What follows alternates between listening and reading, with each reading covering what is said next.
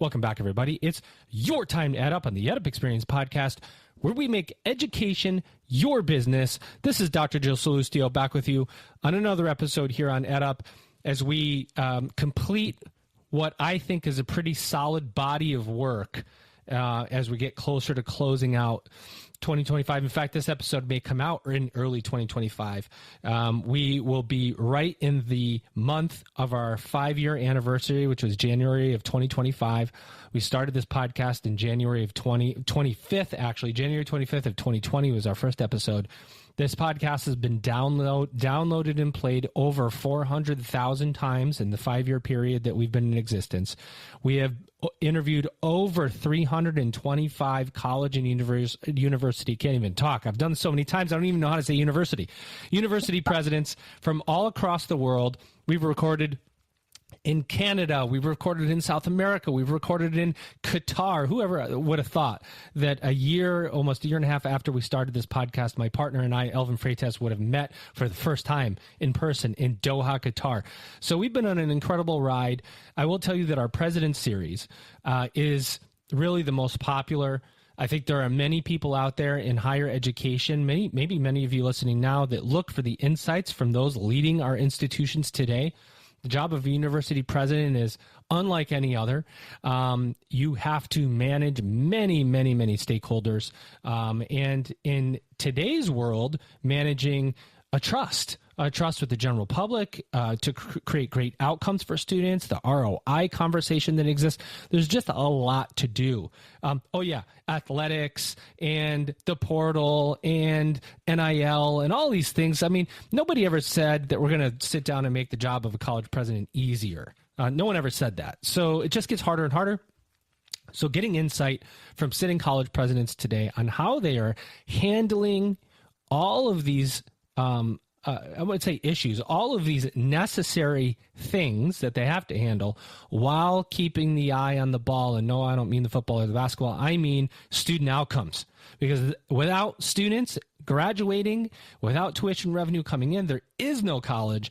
And so there's just so many things so I'm setting my guest up. I'm like naming every question in advance that I'm going to ask him. It's like the greatest segue ever.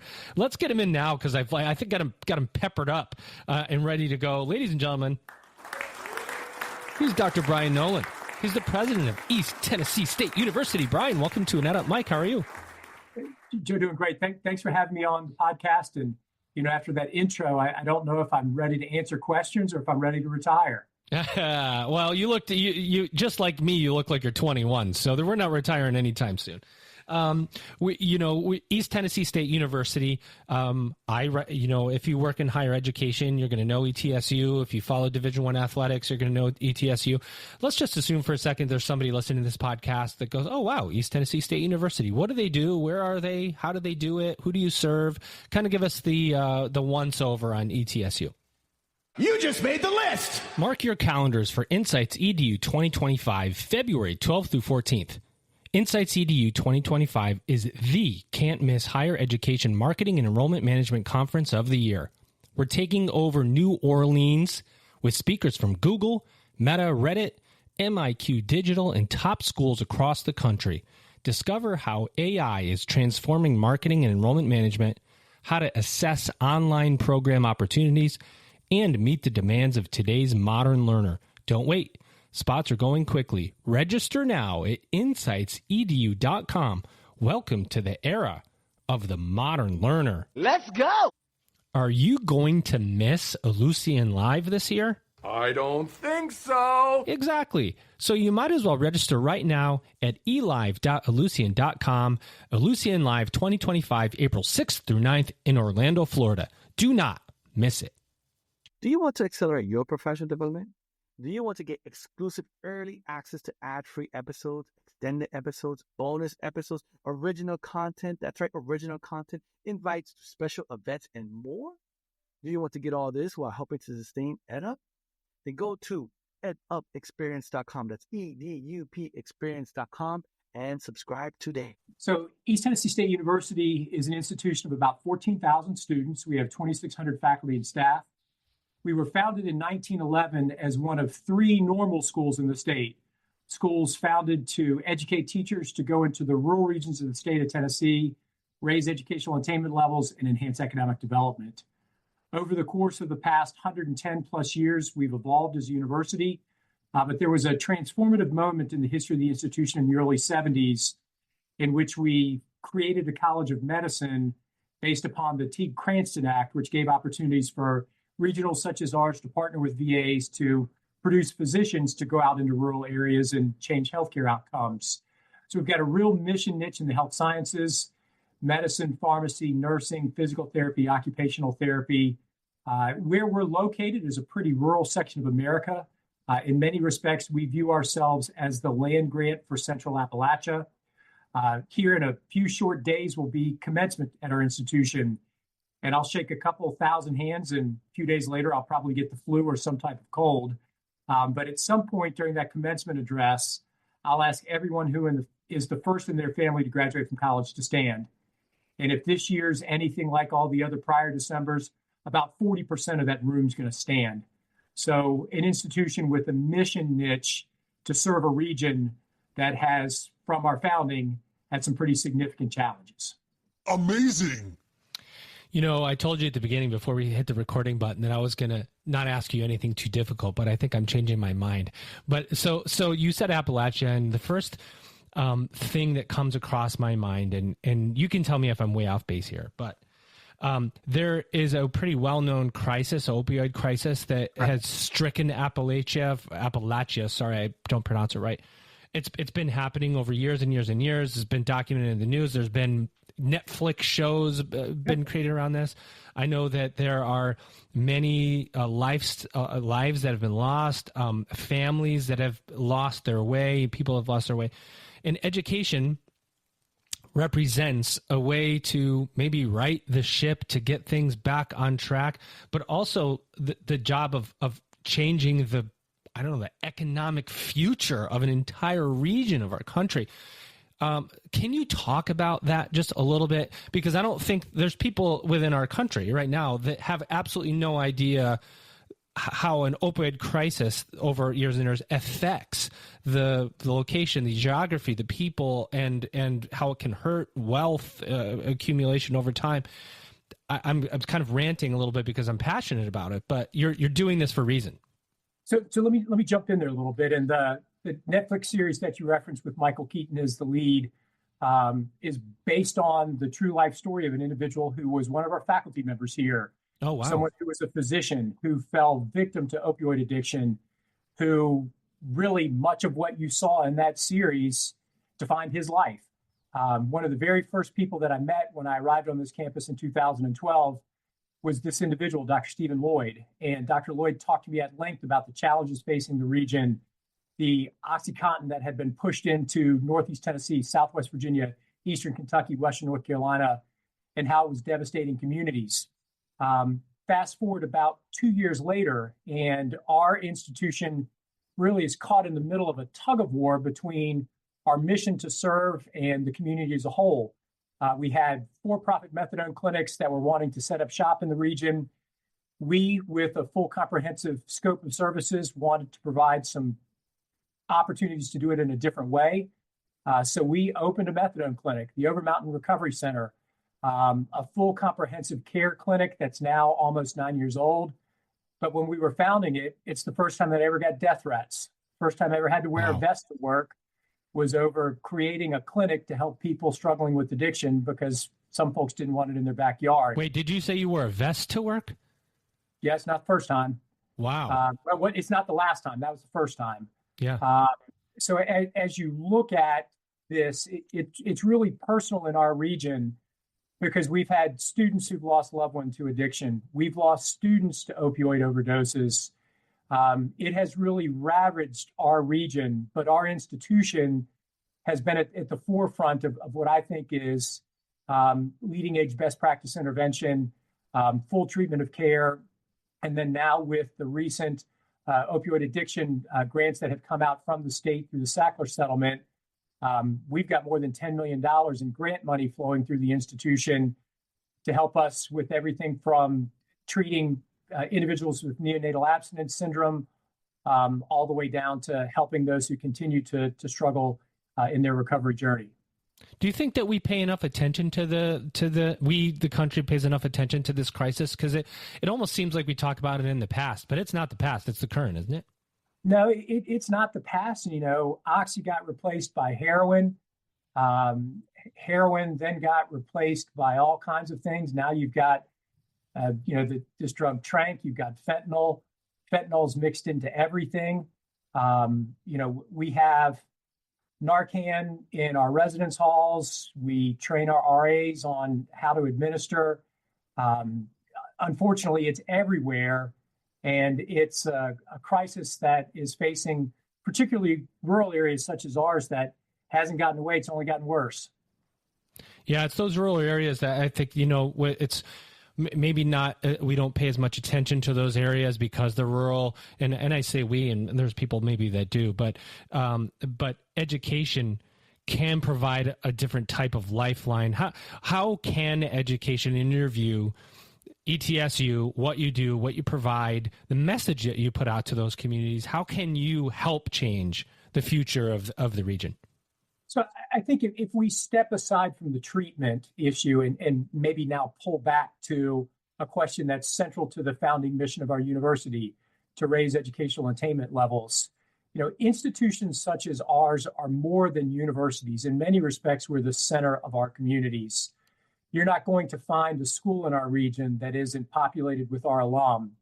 More than 70% of all the healthcare practitioners in our region graduated from ETSU. We have the largest college of nursing in the state, our College of Medicine, our College of Pharmacy. We touch everything. So one of the things that I do every fall is I get out in the local high schools. I'll get up in front of entire junior and senior classes and talk about the importance of post-secondary education. And Joe, I talk more about TCATs and job certification and careers in welding than I do things at our own university. Because from my perspective, we have a chance to really tell a story and to dispel myths that are going through our country right now that higher education is important. For me, higher education is anything beyond high school. I've got a nephew who makes six figures under the age of 30. He's a traveling welder. Why is he in that position? Because he went to a Tennessee College of Applied Technology. He took advantage of our state's Promise Scholarship program. He didn't pay any tuition. And that certification is changing his life. A student who gets their LPN from a TCAT or gets, an RN from a community college and goes to work at our local healthcare system, that degree and that certificate is changing the arc of history for they and their families. So from my perspective, it's not all about bachelor's, master's, and PhDs. It's anything beyond high school. And it's the responsibility of universities and university presidents to get out and to beat that drum. Yeah, you make a good point because your nephew, you said it was your nephew that's a welder, probably, and can't say for sure, but maybe wouldn't have gone to a 4-year, maybe would have done something else. And so by speaking about higher education in general terms, really post-secondary education beyond high school, you create a wider net, a wider pipeline. And maybe your nephew comes back to higher education in 10 years and says, you know what, I want to do this or I want to do that. It makes education normal. You keep educating yourself once you get into that pipeline. You're always going to look for ways, and maybe he ends up at ETSU or another university. Yeah, 2-year, 4-year, public, private, it doesn't matter where you go. You require some form of certification and training beyond high school to get a competitive edge in the workforce. You said, there is this dispelling myths that I think a university president has to do. I guess it's always been part of the job, but maybe more so now as we see the general public say, well, higher education's not worth it. Is a college degree worth it or not? Is it just about the ROI? Does the ROI go beyond finance? Is it other things too? What other myths bother you? Is there anything that kind of bothers you? You go, this one, I got to talk about it because it just keeps rearing its ugly head, or anything that you're really passionate about dispelling? I think as you look at the narrative that has been playing its way across the country now for the better part of a decade, it's do not go to college, because if you go to college, you're going to go into debt, you're going to have to live in your parents' basement, and you're going to work at Starbucks. That's just simply not true. So at our university, of the couple thousand students who are going to graduate here, and pretty short period of time, more than half of them graduate with no debt at all, more than half. And of those that have debt, that average debt load is less than $20,000 a year. So, I'd say to parents all the time, the best investment you and your children can make is an investment in themselves.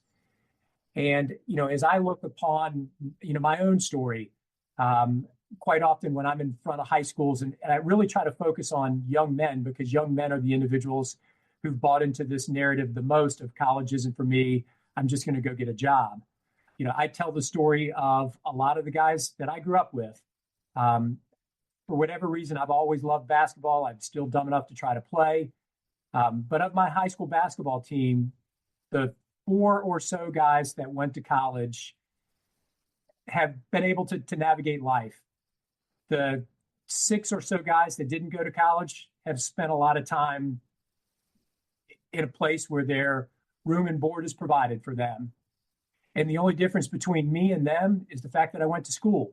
Yeah. If I'd stayed home and done the same thing that a lot of my high school buddies did, my future wouldn't have been any different. But it's the fact that I went to school and that people believed in me and taught me to believe in myself. And as I get into rural communities in Northeast Tennessee, I see a lot of young men that aren't any different than myself.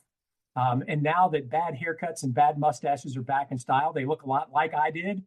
And I just try to tell them, don't make the mistake of falling into the trap of doing what all your friends do. Believe in yourself, because that belief is going to change the course of history for you and your family.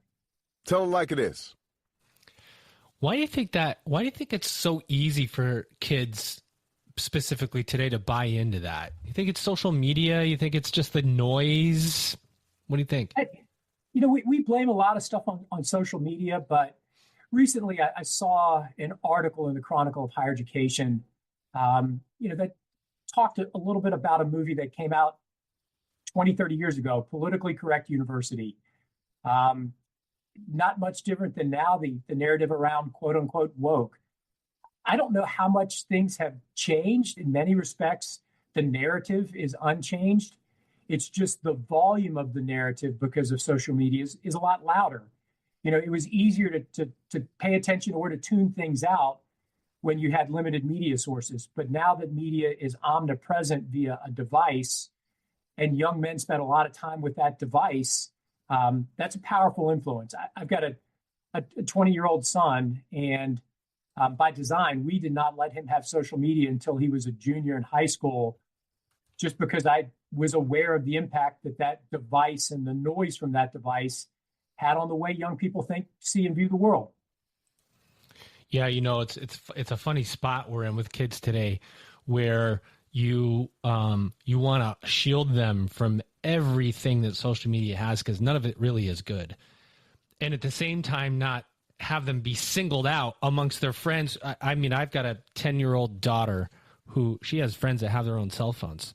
It's like that. You just give away childhood at 10 years old to have access to the internet. You're giving away childhood. Your kid stops being a child. Then you get up to the upper ages, and that's where a lot of bad stuff can happen. Kids are generally not nice to each other, I find. And so we want to shield as parents, but also give them access to technology or a controlled environment. And as AI comes up, to kind of shift back into to that conversation, as we see artificial intelligence open up, we want to prepare our kids for this future that's happening too, right? AI is happening around us. It's everywhere.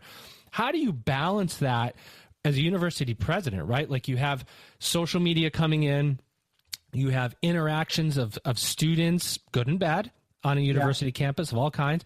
You have classroom adoption of artificial intelligence, and simultaneously have faculty who do not want to adopt AI in the classroom. All of these things happening all at the same time.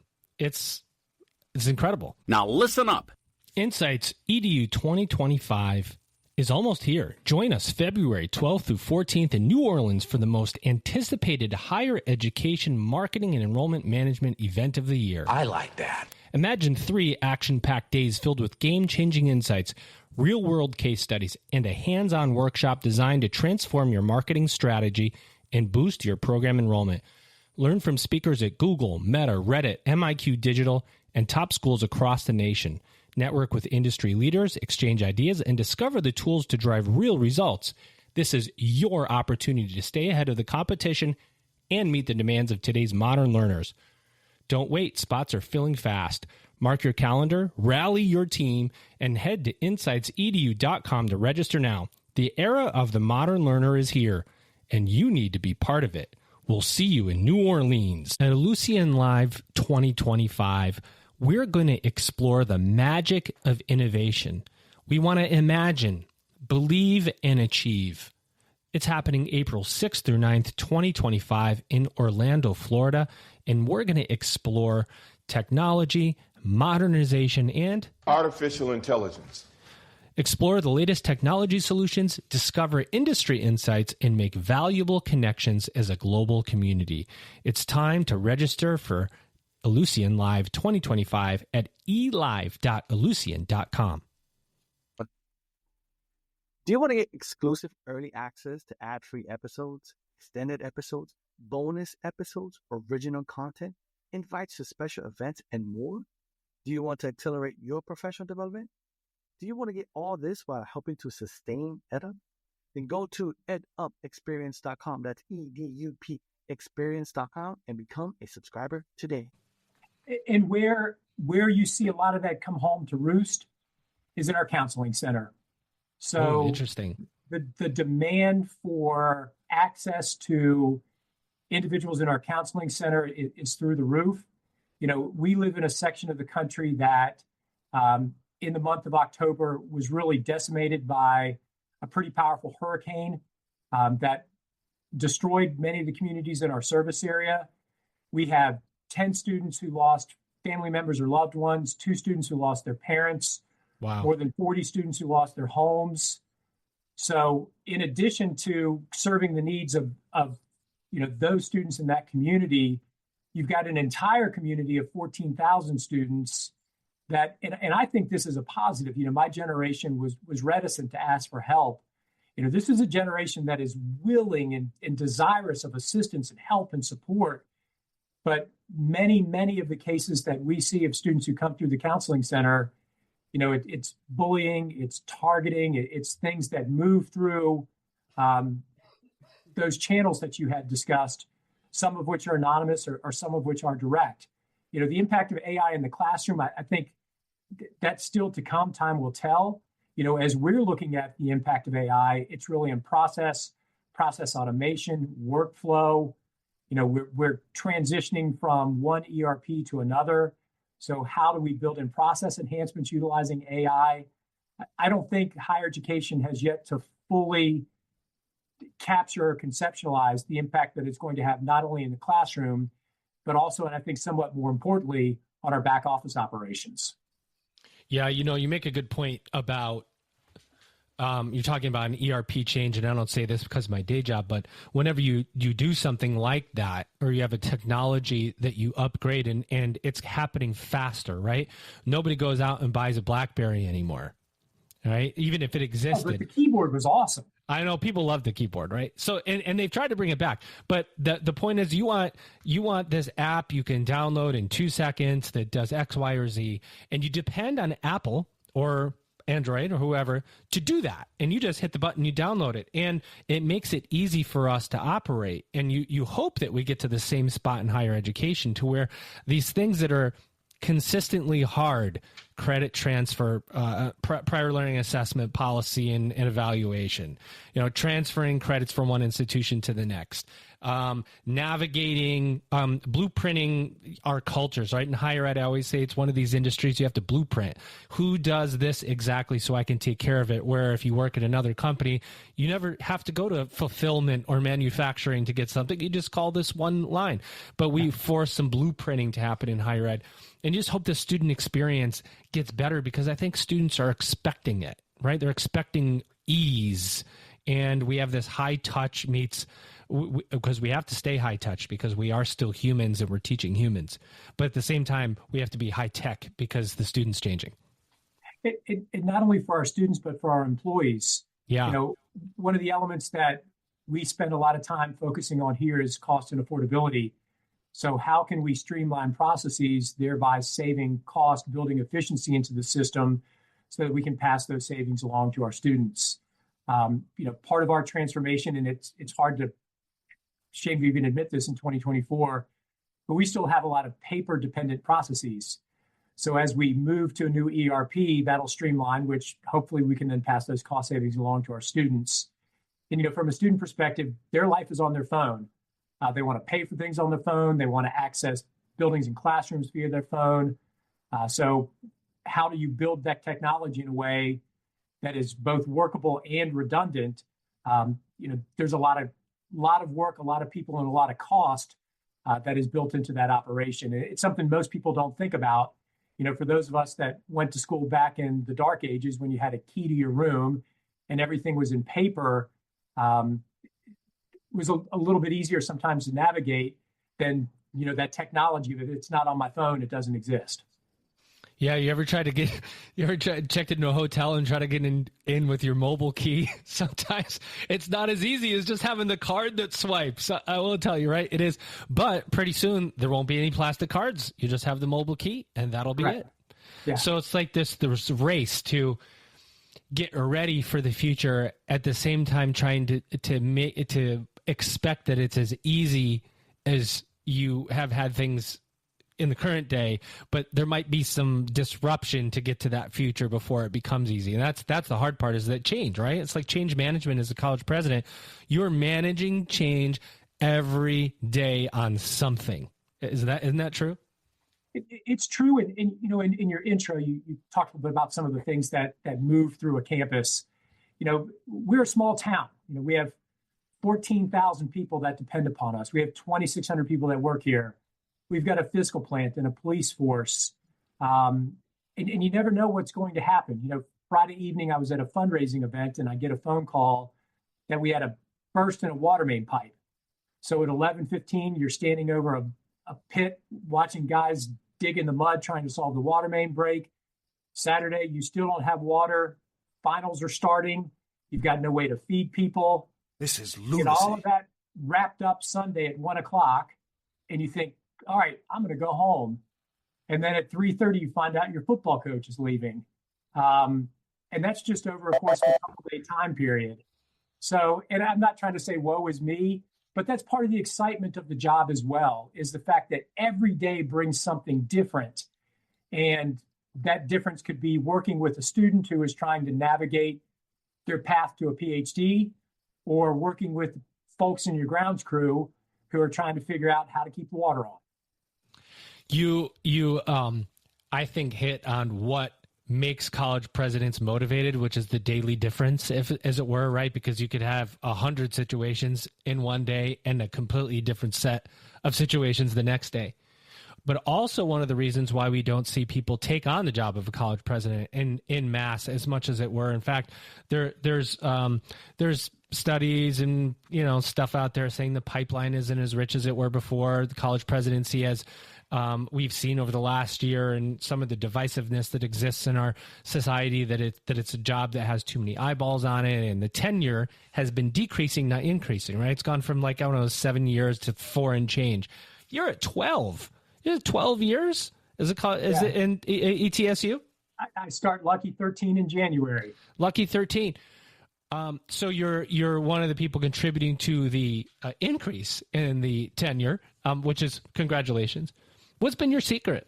What's been, because longevity in this job also, I find, and I've interviewed many college presidents, maybe more than anybody in the world. Somebody told me that, and I see eras. Like, you have this era where you're solving this set of problems, and then you have to reset your mind for this next era of years that you're doing these new things. There's common threads, but it's almost like a mindset reset every X number of years. So I think I've been very, very fortunate to have the opportunity to work with outstanding staff. I was named system chancellor in West Virginia at age 36. And our chief academic officer was a gentleman named Bruce Flack. Dr. Flack had been president of an institution in West Virginia. He was senior in his career, and I was fortunate to have a person on staff who really helped to guide, to mentor, and to advise me when there were dangers looking around the corner. And based on their experience, they helped me navigate that. I'm forever indebted to Dr. Flack for the guidance he gave me in West Virginia. And then likewise, when I got here, I came to ETSU in January of 2012. Our provost was a gentleman named Dr. Bert Bach. He was in his late 70s. VP for Health Sciences was Dr. Wilsie Bishop, also senior in her career. And I was surrounded by individuals who had experience, who had a sense of kind of repetition of cycle within their career. And they were strong enough to advise me and strong enough to help really shape and nurture and remind a young leader that one of the most important things you can do is listen and to be patient. So, I've been fortunate to work with outstanding people. And then as those individuals have retired, to be fortunate enough to find talented people to come in and fill their shoes. So, I just work here. I have the great honor to tell the stories of the people of this institution and occasionally to move some things out of the way to make their jobs easier to do. But the success to any job, be it a president, be it a basketball coach, or be it a physician in the hospital, is all predicated on the people you surround yourself with. And I've had a great team. That's not always, I would say that's not always the case from some of the folks that I've talked to, where you end up as a younger president, and it's more rare than not, by the way, a younger president, but coming in and then you're surrounded with maybe more tenured folks who aren't as willing to help. It sounds like you were in a really good situation, and I've seen it go in different ways sometimes because, I think a college president is one of those jobs, not that there aren't others, but where somebody looks and says, you know what, I can do that. I can do that job better than Brian can do it. Brian doesn't even know how much better I'd be. And then you get in that job and you go, oh my God, I had no idea.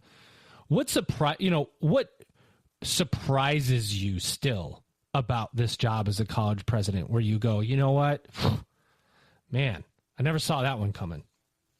I think the surprise is how quickly issues emerge, intensify, and sometimes play themselves out now because of what we discussed earlier, social media.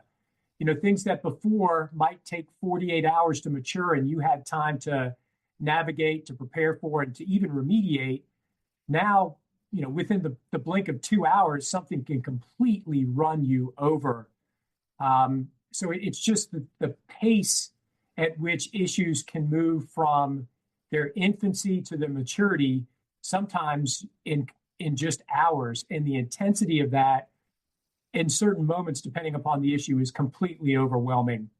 And, in any job like this, in former role in West Virginia, would on Friday afternoons, there was our building, there was a river, and there was a hill on the other side. And I would joke to staff, over there on the side of the hill is a sniper.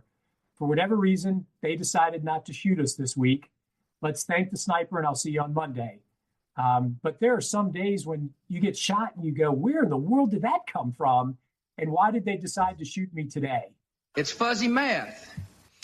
Yeah, but that's what you have to be ready for, because Correct. Students, if you look at, you talked about it earlier too, you talked about the mental health aspect. When we went to school, you went to school, I went to school, you didn't go to see a counselor.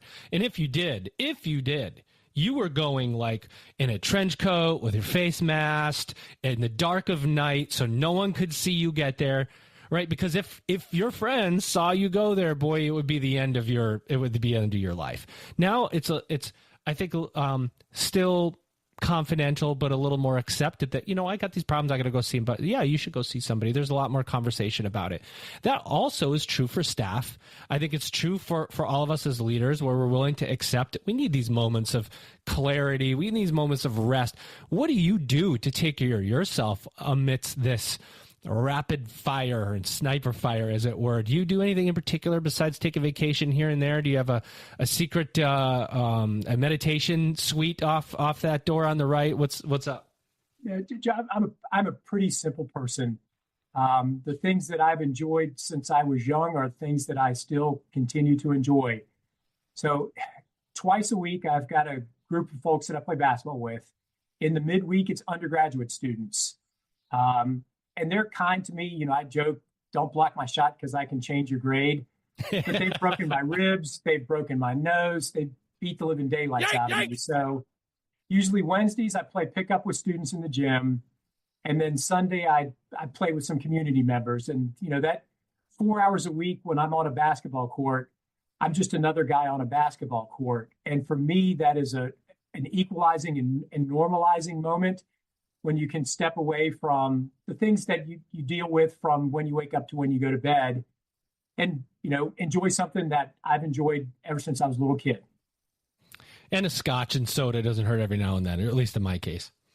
It depends on how bad you got injured on Wednesday or Sunday night. Fair.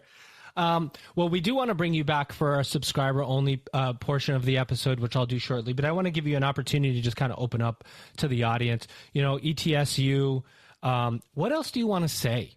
Is there anything, you know, I really no question here other than let me offer you an open mic to talk about anything that you truly value, that you want to talk about ETSU. Attention, higher ed leaders. Are you ready to transform your marketing and enrollment strategy? Don't miss Insights EDU, February 12th through 14th in New Orleans, the premier conference for higher education marketing and enrollment management. Spots are filling fast. Register now at insightsedu.com. Welcome to the era of the modern learner. Let's go! Lucian Live is taking place April 6th through 9th, 2025 in Orlando, Florida. You just made the list! Get ready for an unforgettable experience at Lucian Live 2025. Join visionary leaders from institutions worldwide as we dive into groundbreaking ideas, cutting-edge solutions, and transformative best practices that will ignite your passion for innovation. This is your chance to connect, collaborate, and propel your institution into the future. Do not miss out. Let's go! Do you want to get invites to special events? Do you want to get exclusive early access to ad-free episodes, extended episodes, bonus episodes, behind-the-scenes episodes, and original content? Do you want to accelerate your professional development? Then go to edupexperience.com. That's EDUP experience.com and become a subscriber today. So I think if we step away from some of the personal elements that we've talked about on the podcast this afternoon, but really zero in on the essence of why for a university, one of the things that I think makes our institution distinct from other regionals in the nation is our mission-centeredness on the people of this region. You know, we're an institution that provides healthcare opportunities for individuals that may not have the resources, may not have insurance. We're the healthcare safety net for our region. We're an institution where the bulk of our students are the first in their families to go to college. More than 80% receive some form of financial aid. And we drive home that mission importance purposefully every day of the week. We're an institution that was founded in 1911 for a singular reason, to improve the quality of life for the people of the region. And we're an institution where, you know, we have students, many of which come from blue-collar backgrounds, and they work hard. They don't come up from a position of privilege, but they believe deeply that what they're doing has an opportunity to not only impact their future, but the future of the community around us. So I'm really proud of the work that we do with community engagement, service learning, community outreach. I'm really proud of the work that our institution has done to embed itself within the community. Many of the facilities we've had a chance to build have been constructed in partnership with the region as a whole. But it's an institution that was recognized this year as a great college to work for, because I think we've linked that purpose, the why. You know, you don't become a college faculty member to make $1 million.